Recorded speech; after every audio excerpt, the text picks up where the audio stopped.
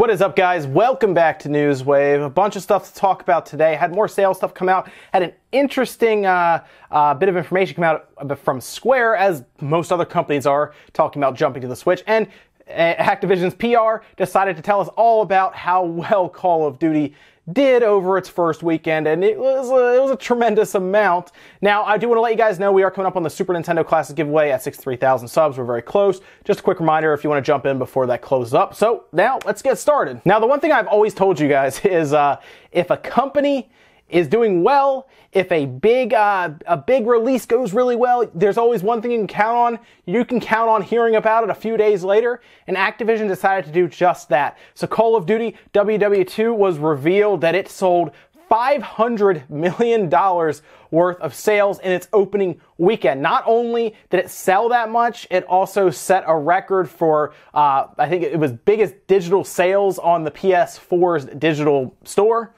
And it had apparently the most concurrent users connected at any time for any Call of Duty game over the weekend. So big success there behind this Call of Duty game. They also went ahead and said, hey, remember Infinite Warfare last year that still did well, but you guys didn't like it? Yeah, this game, Call of Duty WW2, doubled those sales. Doubled the sales of already a very successful game. As much as people don't like Infinite Warfare, still sold better than pretty much any game that year. It just always sells well because it's Call of Duty. So this game trumped that game. And not only that, $500 million in the first weekend. They decided for some odd reason, I don't really know why, this is all according to GameIndustry.biz, for some reason, Activision decided to compare it to things like Thor Ragnarok, and then Thor, and then Wonder Woman. Apparently it did better than Thor Ragnarok in its opening weekend in terms of money made. And then they went on to compare it to Thor and Wonder Woman doing better than both of those combined in their opening weekends. Very odd thing to compare it to, I guess because it's entertainment, and they just wanted to say, hey, we do better than movies do in their first opening weekend, I guess. Although tickets are a little cheaper, and if you want a price of entry into this, you're spending $60. But hey, what do I have to say about that? You know, I mean, come on, they did $500 million. I guess they know what they're doing. Really, all this shows us is that Call of Duty's name is still extremely powerful in the video game industry. As much as people maybe get bored of it or annoyed with it because it comes out every year and it's kind of the same game every year, at least this was a little different. It went back in time, did WW2 instead of continuously heading towards the Jetson timeline.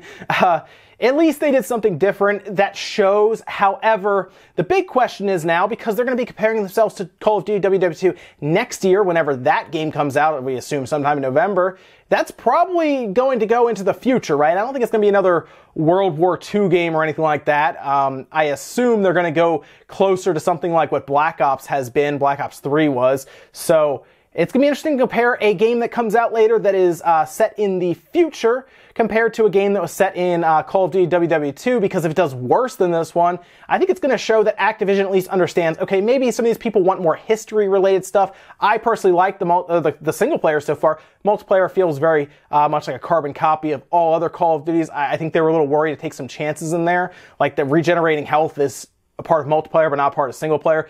Very odd. I know that like two different divisions of the studio worked on either one, but I would have liked to see some chances taken in multiplayer. But anyway, we'll see what happens next year. But as far as we can tell now, big success for Call of Duty, and they're going into the holiday season when I'm sure that'll be one of the hot items to buy. Next up, Square Enix talked about their sales revenue for the previous quarter. Now they're going into kind of a tough time coming up because they don't have any big releases coming up, and they're going to be fighting against Final Fantasy 15 that came out last year. So these next couple quarters are going to be tough for them. But the good news is they did pretty well recently. The past couple quarters have been good to them. And of course, you can pretty much thank Dragon Quest XI and Final Fantasy 12 HD as they did here in their conference call. Now, they did tell us that they did well enough to where they actually had first half revenues up 24% to 132 billion yen, or $1.16 billion US. Again, Dragon Quest XI, Final Fantasy 12 HD Remastered were mostly credited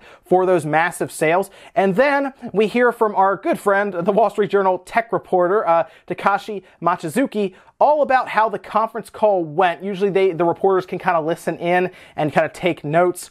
Now, they talked about Dragon Quest XI sold 3 million copies, and then they also went on to say Nier Automata, which is kind of it's kind of been a niche style game, but it's actually sold over 2 million units, so I guess it really wouldn't be considered a niche game anymore. And Final Fantasy 15 is approaching 6.6 million units sold. Now, here's the thing about Final Fantasy 15. It cost, I assume, an arm and a leg to make because it was in development forever, as most of us know. I mean, it started out as like Final Fantasy 13 Versus or something, and then finally it came out. It did okay, didn't do well at all on the Xbox One. That was probably only put on the Xbox One because it was easy to move it from the PS4 to the Xbox One. But the PS4 is where the sales were. That was it. That was like the best place. I think it'll do okay on the PC as well, but they now need to figure out how they can make more money. That's why you're seeing all these things come out, like the fishing VR game, the DLC, all this extra stuff is happening because they gotta make their money on the game.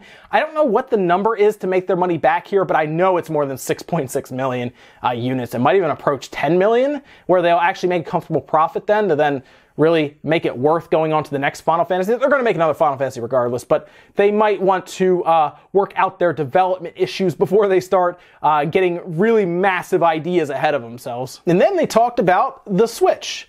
And that always seems to come up now because it is the hot new product. Investors see this. Because even if they don't follow video games, they follow sales heavily. So they see the Switch is selling really well, especially in, well, Square Enix hometown, right, or home country, Japan, right? That's where it's doing well, and that's where Dragon Quest XI has done really well, for example. It is coming on the Switch eventually, but Square kind of talked about how they will be aggressively, again, this is according to the Wall Street Journal, they'll be aggressively pursuing mid-range games on the Switch. So when I heard mid-range games, instantly I was like, okay, Project Octopath. That is a mid-range game that they're talking about, or at least referring to. Lost Sphere, another one that they're referring to. And I also kind of see things like Final Fantasy 12, right? That could be one that could make their way over. I don't know if Sony has any kind of exclusivity rights or anything with it. I'm not sure how that works, but if it was like a year-long exclusivity or something, I could see that one coming over. I think that would do really well on the Switch. And then, of course, there could be games in the works we just don't know about, or according to them, nothing's off the table. You could see current projects go over, according to them, PS4 and Xbox One. You could see current projects. You could see projects that have been, or they're not current, maybe are older. Like people are thinking maybe like a Final Fantasy 15, for example. I'm still not sure about that. I think Final Fantasy 7 Remake, while it's a current project on the PS4, would make more sense.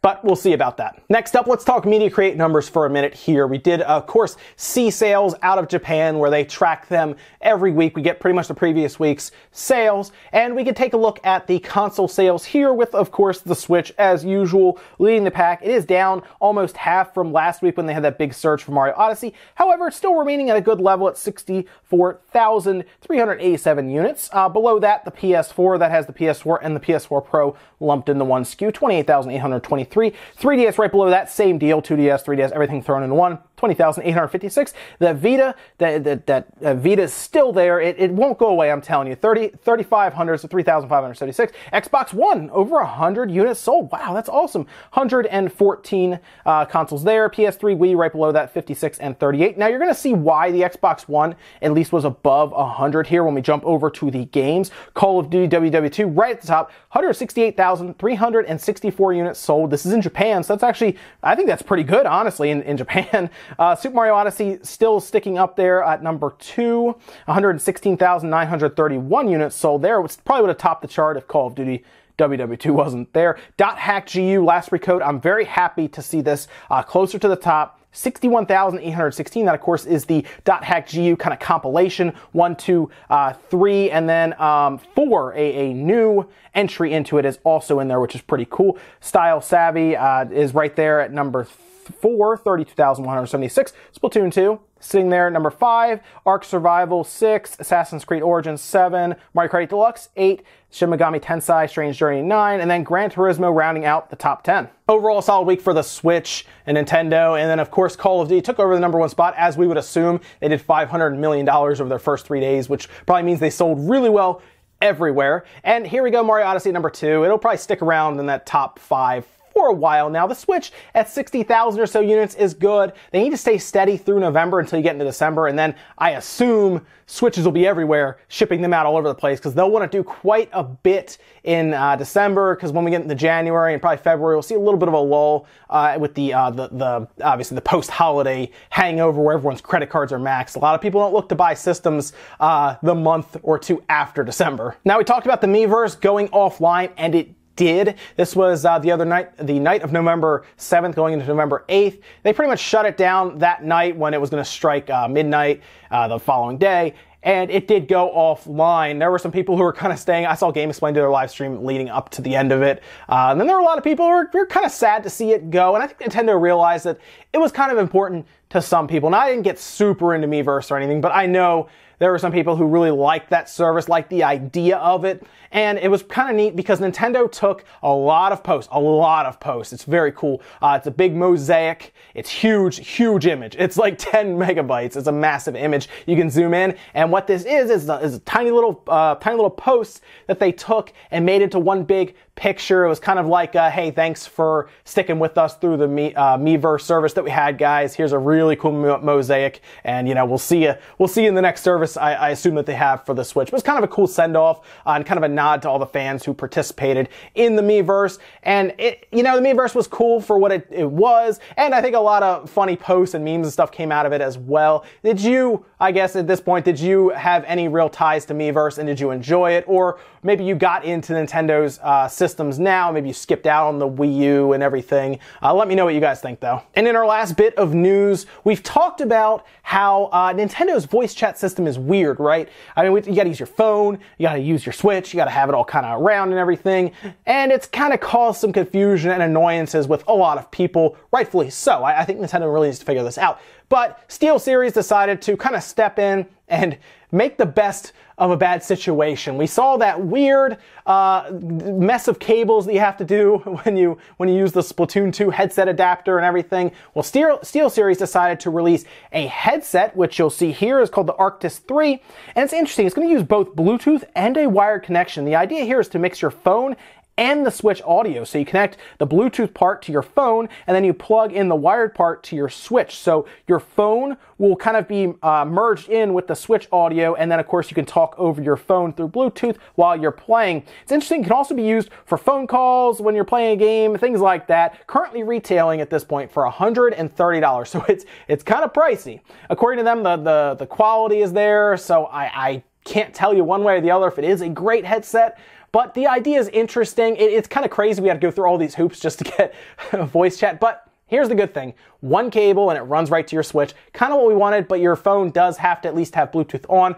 Don't know what the range is. I could see this being to the point where maybe you could leave your phone across the room plugged in with power and not even think about it. And as long as the Bluetooth is on and your app is open, I guess. I don't know. I know you do have to kind of monitor your app as well, so who knows. The whole situation's weird. I'd like to see Nintendo figure it out, but at least SteelSeries is trying to get something going for it. I don't know. Let me know what you guys think about this headset, because I think it's a little pricey. I think the interesting idea here is using Bluetooth and a wired connection mixed into one. Ladies and gentlemen, that is it for Newswave. If you enjoyed this video, give it a thumbs up. It really helps in the search results. And let me know what you guys think about any of the stuff we talked about today. Maybe the Call of Duty sales. Are you surprised? Or were you expecting this? Because it's such a departure from other Call of Duties. I actually like this a lot more than some of the previous ones. I'm not worried about people running off walls and shooting with bow and arrows that are like made of electricity and stuff. You're just playing good old-fashioned Call of Duty. It actually gives me a little bit of a nostalgia trip for the old Call of Duty. Weird, right?